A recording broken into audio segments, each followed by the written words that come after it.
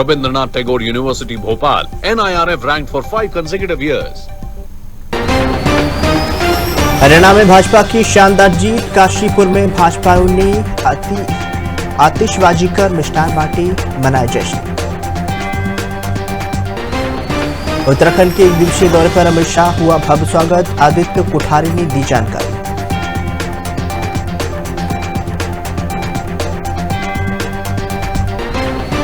बरसात के बाद ही उत्तराखंड की यात्रा पर हजारों पर्यटक। पर्यटन मंत्री सतपाल महाराज ने कहा, उत्तराखंड की पर्यटकों की पहली पसंद उत्तराखंड। नमल्ला बिल्डिंग के एक रेस्टोरेंट में तंदूरी रोटी पर थूकने का मामला वीडियो हुआ वायरल। पुलिस ने जांच की। जैन समाज की सराहनीय पहल, महामृत्युंजय की आराधना कार्यक्रम रखा, हजारों भक्त हुए शामिल।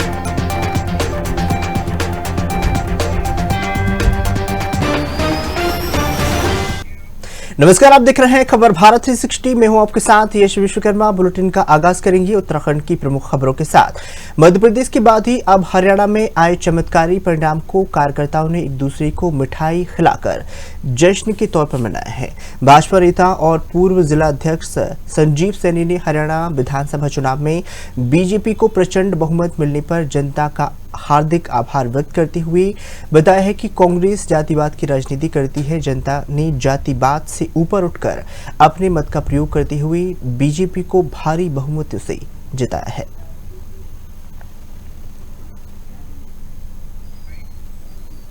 सबसे पहले तो मैं माननीय प्रधानमंत्री नरेंद्र मोदी जी को हार्दिक आभार, हार्दिक अभिनंदन और उनका धन्यवाद करता हूं कि उनके नेतृत्व में हमारा पूरा भारत देश जिस तरह से विकास के नए नए आयाम छू रहा है और पूरे देश में इस समय उत्साह की लहर है। और जो हम आर्थिक स्थिति में आज से 10 साल पहले, 12 साल पहले बहुत पिछड़े हुए थे, आज हम 5वीं अर्थव्यवस्था है। और जैसे हमारे प्रधानमंत्री जी ने कहा है कि हम जो है जल्द ही तीसरी अर्थव्यवस्था बनने वाले हैं, उसी क्रम में ये जम्मू कश्मीर के और हरियाणा के चुनाव हुए हैं। जैसा कि हरियाणा का चुनाव सभी चैनलों द्वारा कहा गया था कि वहां कांग्रेस की सरकार बनने वाली है। ये राहुल गांधी जो कांग्रेस के नेता हैं, ये जातिवाद की राजनीति कर रहे हैं, ये जाति पूछते हैं। हमारे भारतीय जनता पार्टी कुछ जाति नहीं पूछती, किसी से भेदभाव नहीं करती, किसी का मनमुटाव नहीं करती, किसी से देशभाव नहीं रखती। हम आर्थिक आधार पे, हम सामाजिक आधार पे हम उन्नति का प्रयास करते हैं और उन्नति का प्रयास किया गया। 10 साल से लगातार हमारी वहां सरकार थी और इतने 10 साल से होने के बावजूद आज हम बम्पर बहुत से वहां विजयी हुए हैं। ये हमारे संगठन का और वहां के मुख्यमंत्री श्री नायब सिंह सैनी जी का और आदरणीय मनोहर खट्टर जी का, अमित शाह जी का और आदरणीय जेपी नड्डा जी का बहुत बहुत उसमें सहयोग है, साधुवाद है। हम उम्मीद करते हैं कि इसी तरह से आगामी महाराष्ट्र चुनाव में और झारखंड चुनाव में वहां भी हम प्रचंड। केंद्रीय गृह मंत्री अमित शाह एक दिवसीय दौरे पर उत्तराखंड पहुंचे हैं, जहां पर 13 अक्टूबर को उनका उत्तरकाशी और देहरादून का प्रस्तावित भ्रमण कार्यक्रम है, जिसके लिए पुलिस प्रशासन और भाजपा संगठन ने तैयारियां शुरू कर दी हैं। हालांकि अभी यह दौरा प्रस्तावित है, लेकिन भाजपा उत्तराखंड में उनकी अपनी तैयारियों को अंतिम रूप देने में प्रशासन जुटा हुआ है। भाजपा प्रदेश महामंत्री आदित्य कोठारी ने बताया है कि गृह मंत्री अमित शाह रविवार सुबह देहरादून एयरपोर्ट पर पहुंचेंगे और सीधे हर्षिल के लिए रवाना होंगे। वहां पर भी वाइब्रेट विलेज के कार्यक्रम में शिरकत करेंगे। इसके साथ ही उन्होंने केंद्रीय अर्धसैनिक बलों के साथ मुलाकात करेंगे। इसके बाद ही अमित शाह देहरादून पहुंचकर FRI संस्थान में नए कानून और साइबर क्राइम की चुनौतियों पर विस्तृत तौर पर चर्चा करेंगे। देर शाम गृह मंत्री अमित शाह दिल्ली के लिए रवाना होंगे। अभी आदरणीय गृह मंत्री अमित शाह जी के कार्यक्रम की सूचना समाचार पत्रों के माध्यम से मुझे मिली है। ऑथेंटिक कार्यक्रम की उनकी प्रतीक्षा है और जानकारी मिली है वो वाइब्रेंट विलेज है उत्तरकाशी जिले में, वहां वो जाकर के भ्रमण करना चाहते हैं, ऐसा है। और एक बैठक उनकी देहरादून में रहेगी और विधिवत कार्यक्रम जब उसका आएगा तो उस हिसाब से फिर बात करें।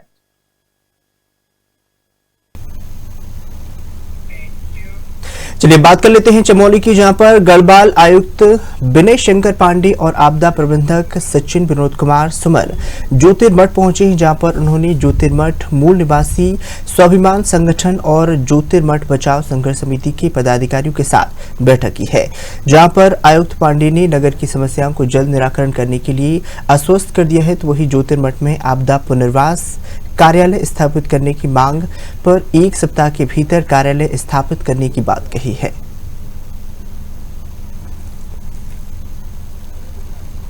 तो कोई ऐसा नहीं है और इसलिए आपको पता है कि जोशीमठ में कुछ भूधसाव की घटनाएं हुई थी, उससे रिलेटेड इश्यूज पर इनके डिस्कशंस थे। इनको बता दिया गया है जो सरकार कदम उठा रही है, प्रशासन उठा रहा है। मुख्य रूप से जो हमारी DPR है वो लास्ट स्टेज में है और मैं उम्मीद करता हूँ कि महीने भर के अंदर वही बनकर तैयार हो जाएगी। साथ ही साथ एक डेडिकेटेड सेल बनाने की बात थी यहाँ आपदा पुनर्वास का, उसका भी गठन कर दिया गया है और संबंधित लोगों के पोस्टिंग आदेश शाम तक आ जाएंगे आज। तीसरा, कुछ इनके निर्माण कार्यों से संबंधित विषय थे जिसको विस्तार से जिलाधिकारी को बता दिया गया किस तरह से कार्य करना है। कुल मिलाकर स्थितियाँ ठीक है। बरसात के बाद ही उत्तराखंड की यात्रा अपने चरम पर है। लगातार श्रद्धालु उत्तराखंड की 4 धाम यात्रा पर पहुंच रहे हैं। यात्रा पर प्रतिक्रिया देते हुए पर्यटन मंत्री सतपाल महाराज ने देहरादून में कहा कि यात्रा लगातार जारी रहेगी और धीरे धीरे 4 धाम यात्रा में यात्रियों की संख्या भी बढ़ती जाएगी।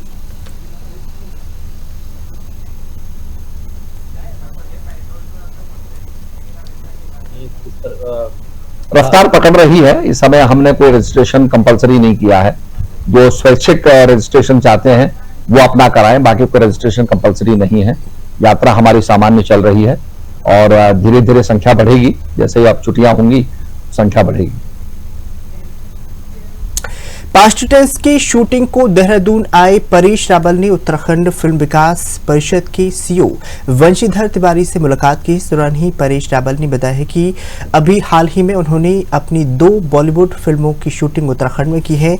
उन्होंने राज्य की नई फिल्म नीति और सिंगल विंडो सिस्टम का भी सराहना की है। उन्होंने कहा कि शूटिंग परमिशन प्रक्रिया को सरल होने के कारण ही उत्तराखंड बॉलीवुड और देश के अन्य राज्यों के लिए एक फिल्म फ्रेंडली डेस्टिनेशन के रूप में उत्तराखंड देखा जाता है। आगे तिवारी ने बताया कि राज्य की नई फिल्म नीति ने फिल्मों के लिए अनुदान राशि को बढ़ाया है। OTT पर फिल्म रिलीज और वेब सीरीज को भी अनुदान श्रेणी में रखा जाएगा। उत्तराखंड फिल्म विकास प्राधिकरण पर्यटन विभाग के सहयोग के नए शूटिंग डेस्टिनेशन को भी लगातार चिन्हित किया जा रहा है।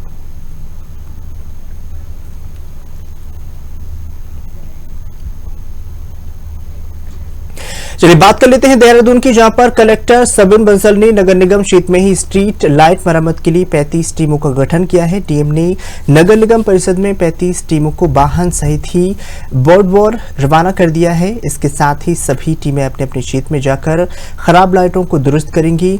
इसके साथ ही EESL कंपनी को शहर में स्ट्रीट लाइटों की मरम्मत और रखरखाव का काम दिया गया है, लेकिन काम में लापरवाही के चलते कंपनी का ठेका निरस्त करके अब नगर निगम खुद स्ट्रीट लाइटों की मरम्मत करेगा।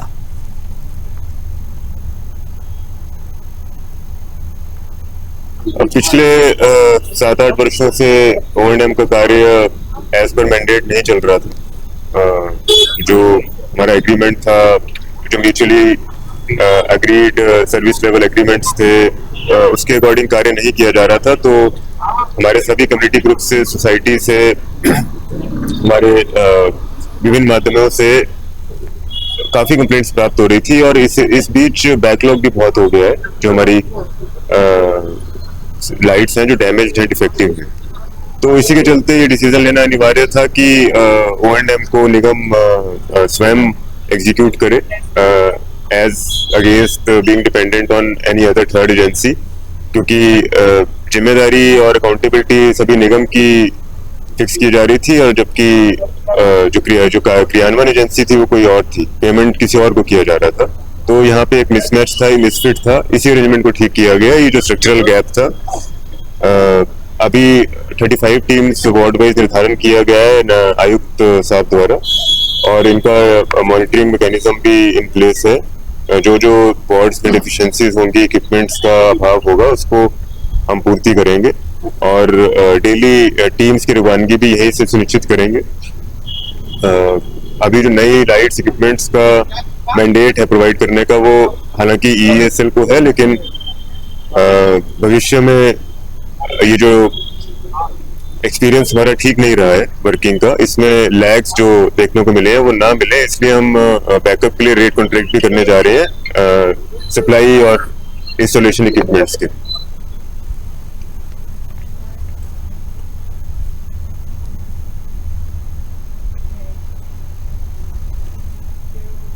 देहरादून के चक्राता रोड पर ही उस समय बवाल हो गया जब किसी बात को लेकर दो युवकों में कहासुनी हो गई। इस दौरान ही एक युवक ने दूसरे सिख युवक के साथ हाथापाई कर दी है, जिसके चलते ही सिख युवक की पगड़ी खुल गई, जिस पर सिख युवक ने अपने अन्य साथियों को मौके पर बुलाकर हंगामा खड़ा कर दिया है और पुलिस दोनों पक्षों को थाने में ले गई है, मामले को शांत करवाया है।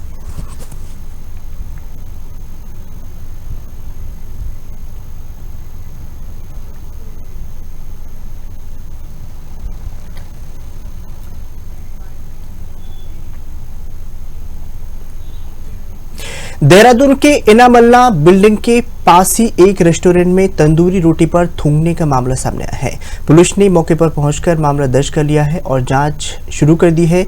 जिस तरह से एक कारीगर दुकान में रोटी को सेकने के पहले थूक लगाते हुए नजर आ रहा है, जिसका वीडियो भी लगातार सोशल मीडिया पर वायरल हो रहा है। पुलिस ने दुकान के CCTV कैमरे के DVR को भी अपने कब्जे में ले लिया है।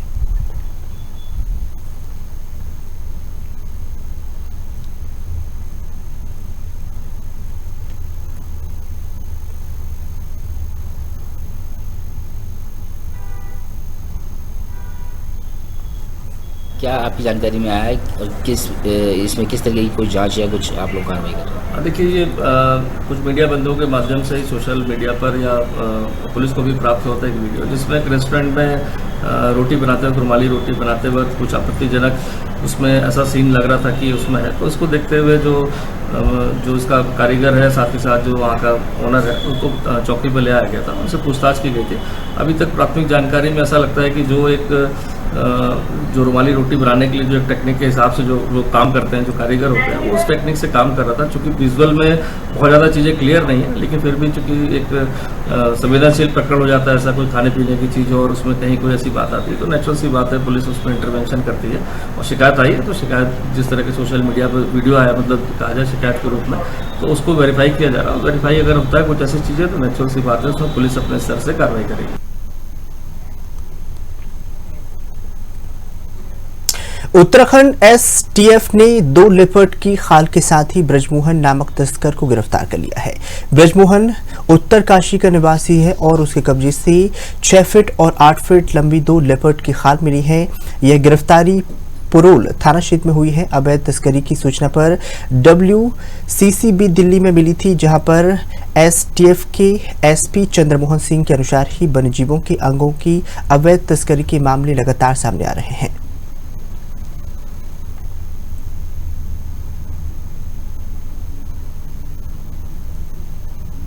एक वन्यजीव तस्कर को STF की टीम के द्वारा 2 लेपर्ड की खालों के साथ कल गिरफ्तार किया गया है और ये थाना पुरोला क्षेत्र में इसकी गिरफ्तारी हुई है।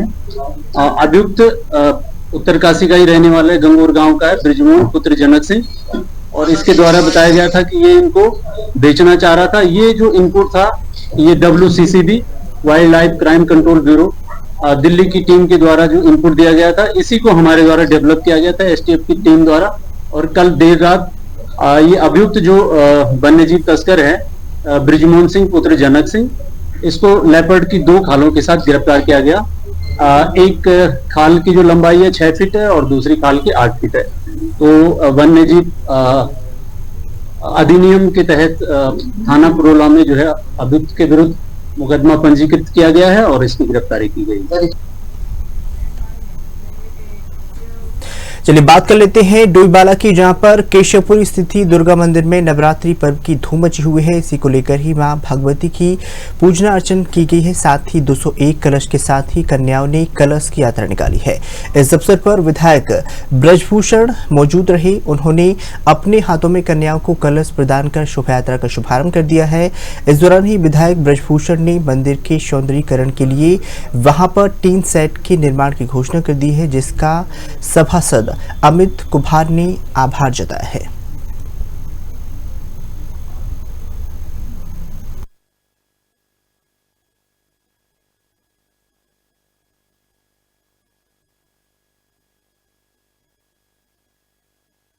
आज तो सबसे पहले तो मैं माँ दुर्गा की ओर से सभी क्षेत्रवासियों को माँ दुर्गा पूजा संपन्न की बहुत हार्दिक शुभकामनाएं देता हूं और दशहरा और दिवाली की भी हार्दिक शुभकामनाएं देता हूं। यहाँ के क्षेत्रवासियों ने बढ़ चढ़कर माँ दुर्गा 21वां माँ दुर्गा पूजा का प्रोग्राम किया है और यहाँ पे क्षेत्रीय विधायक जी ने भी बढ़ चढ़कर हिस्सा लिया और विधायक जी ने यहाँ पे मंदिर के सौंदर्यीकरण के लिए एक टीन सेट की भी घोषणा की है। और अब मैं सभी क्षेत्रवासियों को बहुत हृदय से धन्यवाद करता हूं और सभी जितने जनप्रतिनिधि उनका भी हृदय से धन्यवाद और कमेटी के जितने सदस्य हैं, युवा शक्ति माँ दुर्गा समिति के जो सेवादार हैं, जिन्होंने बढ़ चढ़कर इस 201 कन्याओं का कलश यात्रा को संपन्न किया है, तो उन सभी को मैं हार्दिक शुभकामनाएं देता हूं। ये यात्रा दुर्गा मंदिर से हमारे जो केशवपुरी राजीव नगर के सीमा से लेकर और फिर हमारे दुर्गा मंदिर पे ही समाप्त होगी आकर।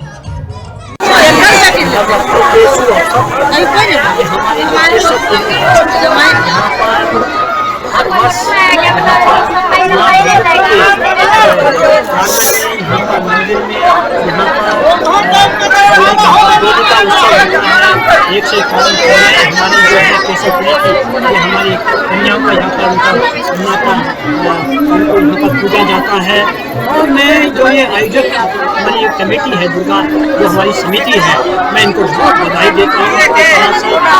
अमित जी को बहुत बधाई शुभकामनाएं देता हूँ कि वो हर वर्ष ये बात यहाँ पर ये कार्यक्रम करते हैं।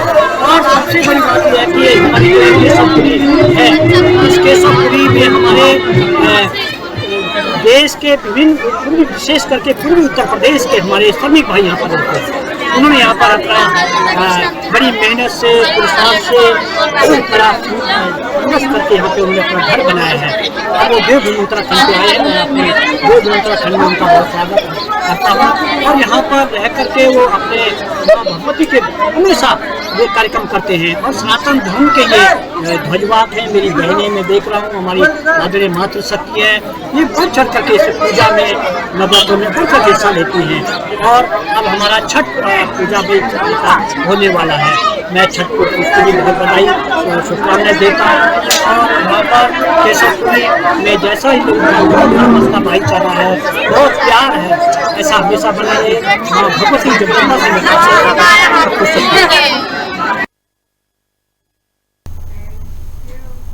हरिद्वार के गोविंद घाट पर ही जैन समाज ने महामृत्युंजय महाआराधना कार्यक्रम का आयोजन किया है। विश्व में बढ़ रही जन आक्रोश और विश्व शांति के लिए महामृत्युंजय का आयोजन किया है।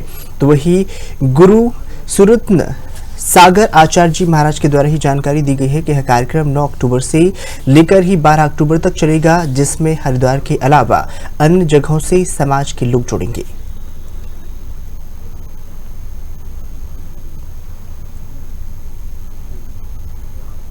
उद्देश्य ये है कि जो हमारे पूरे विश्व पर जो एक युद्ध के जो संकेत चल रहे हैं, विश्व युद्ध के सूचना मिल रही आपस में देश अपने अहंकार के आपस में झगड़ा चल रहा है, तो हम यहाँ इस गोविंद घाट पर गंगा नदी के तट पर यही मंगल भावना पाएंगे कि ये सभी जीव सभी देश आपस में मैत्री के साथ रहे, विश्व शांति रहे और जितने भी जीव हैं उन सभी को निरोगता की काया मिले, कोई रोग सूक्ष्म जीवन में ना हो।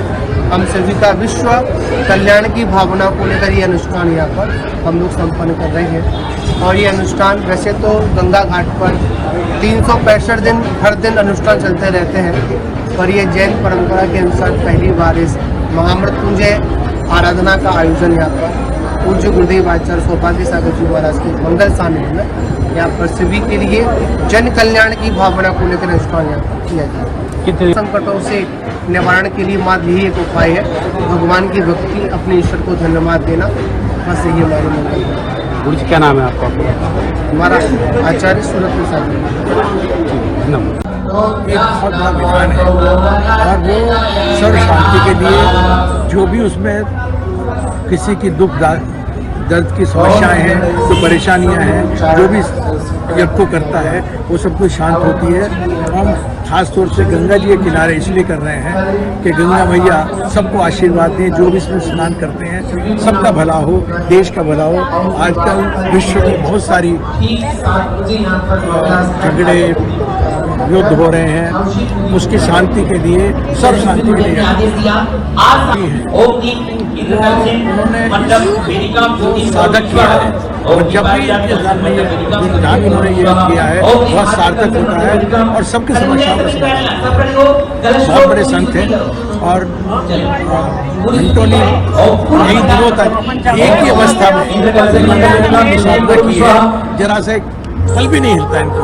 ऊपर केवल बहुत बड़े साधन चक्रवर्ती की पटरानी है, ये कार्यक्रम हर व्यक्ति के लिए हमारे देश में है, उसकी शांति के लिए, विश्व में बहुत बड़ी शांति है, वो शांत हो और सब लोग आराम से जीवन यापन करें। कितने दिन कार्यक्रम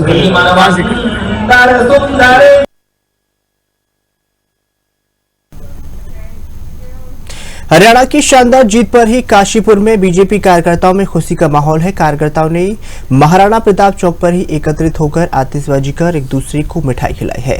भाजपा नेता खिलेंद्र चौधरी ने हरियाणा में जीत पर कहा है, प्रधानमंत्री मोदी की शानदार नेतृत्व में चलते हम जीत हासिल कर पाए हैं। की जीत से पूरे देश के अंदर खुशी का माहौल है और आज पूरे उत्तराखंड में भी आज मिठाई बांटी जा रही है। भारतीय जनता पार्टी का प्रत्येक कार्यकर्ता आज उत्साह के वातावरण में है और पूरी जनता और पूरा देश इस बात की खुशी मना रहा है कि तीसरी बार भारतीय जनता पार्टी की पूर्ण बहुमत की सरकार हरियाणा में बनी है। मैं वहाँ के सभी कार्यकर्ताओं को, वहाँ की जनता को बहुत बधाई और शुभकामनाएं देता हूँ। और इसके साथ साथ जो हमारे प्रधानमंत्री नरेंद्र मोदी जी हैं, उनका जो करिश्माई नेतृत्व है, उनके द्वारा जो भी योजनाएं लाई गई उसका जनता ने स्वागत किया है और उसी का परिणाम है कि आज भारतीय जनता पार्टी की तीसरी बार सरकार बनी है। इसी के साथ हमारे यशस्वी मुख्यमंत्री पुष्कर सिंह धामी जी ने भी हरियाणा में प्रचार प्रसार किया है। जहां जहां धामी जी गए हैं आपने देखा होगा कि वो सारी सीटें भारतीय जनता पार्टी जीती है। मैं धामी जी को भी बधाई देता हूं और आज ये उत्साह के वातावरण में हम सब लोग मिठाई बांट रहे हैं और सब लोग जो है ढोल बजा रहे हैं। आज बहुत खुशी का माहौल है, बहुत ही अच्छा वातावरण है। उत्तराखंड के रामनगर में माफियों ने कांग्रेस नेता रणजीत सिंह रावत के कार्यालय में तोड़फोड़ कर और कार्यालय में खाली करने की धमकी दे दी है। यह घटना उत्तर प्रदेश और उधम सिंह नगर के माफियों द्वारा की गई है। पुलिस को सूचना दी गई है, इसके बावजूद भी कोई मुकदमा दर्ज नहीं हुआ है, जिससे नाराज कांग्रेसियों ने आज कांग्रेस कार्यालय में प्रदर्शन कर दिया है और कानून व्यवस्था पर सवाल खड़े किए हैं।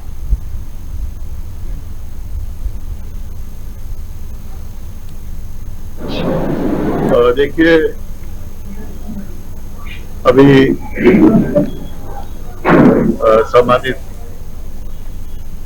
रणजीत रावत जी ने इस पूरे प्रकरण के संदर्भ में जानकारी दी है और इस बात को भी कहा है कि जो कांग्रेस का कार्यालय है, जो भूमि है, उसकी लीज समाप्त हो चुकी है और यह भी कहा गया है कि जो दूसरा पक्ष है,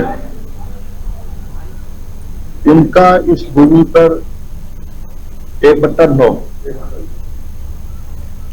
उनका अधिकार रहा है।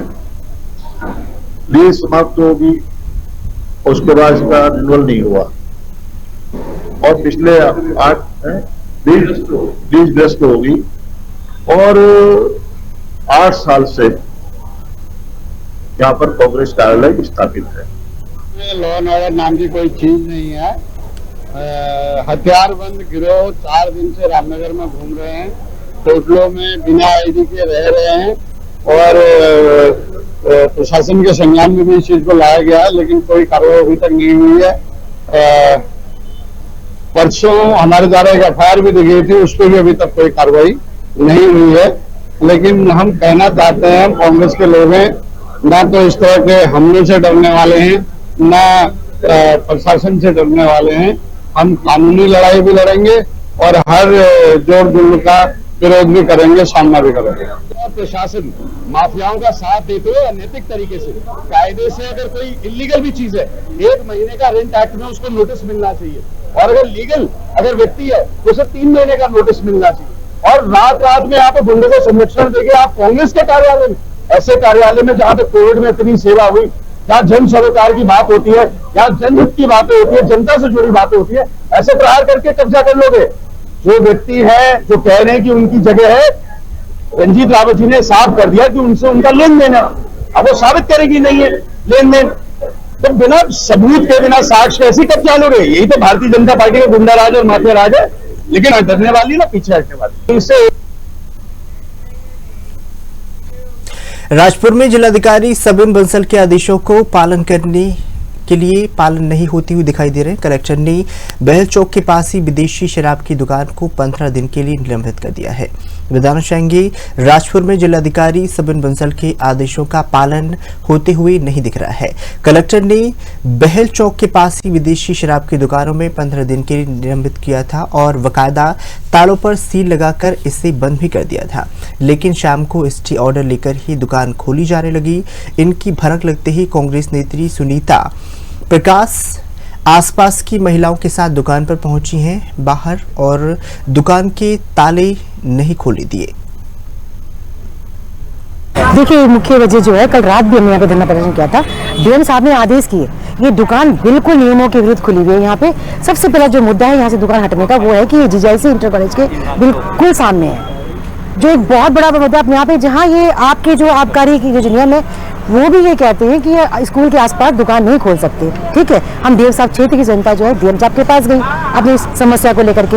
हम डीएम साहब का धन्यवाद इसलिए करेंगे कि हमारे बड़े प्रमुखता से सुना, गंभीरता से सुना और बहुत ही शीघ्र उन्होंने सदर एसडीएम को भेज करके यहाँ कार्रवाई की, जिसमें बहुत सारी अनियमितता पाई गई। प्लास्टिक के गिलास, नमकीन, बिस्किट नीचे गंदगी और कैंटीन खुली पाई गई, जो रात रात तक चलती है। इनका 11 बजे तक का लाइसेंस है कि पिलाने का, लेकिन रात भर खुली रहती है कैंटीन। उसके खिलाफ जो है, उसके विरुद्ध जो है डीएम साहब ने आदेश किए कि इस कैंटीन को 15 दिन के लिए इसका जो लाइसेंस है निलंबित किया जाए।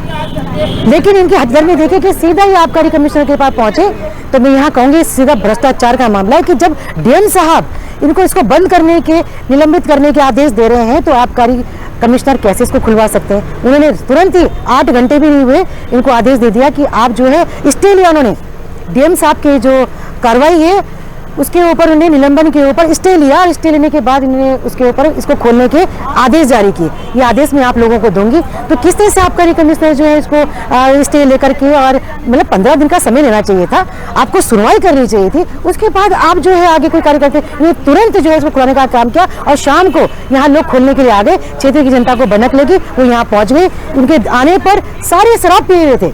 देखिए, शराब की दुकान खोलने आ रहे हैं जो लोग, सब नशे में एकदम धुत थे और वो दुकान खोले, लेकिन क्षेत्र की जनता को देख करके और मीडिया को देख करके यहाँ से भाग गए। इसीलिए क्योंकि आज सुबह भी वो यहाँ खोलने आएंगे, उससे पहले जनता आके यहाँ की डट गई है कि हम ये दुकान नहीं खोलने।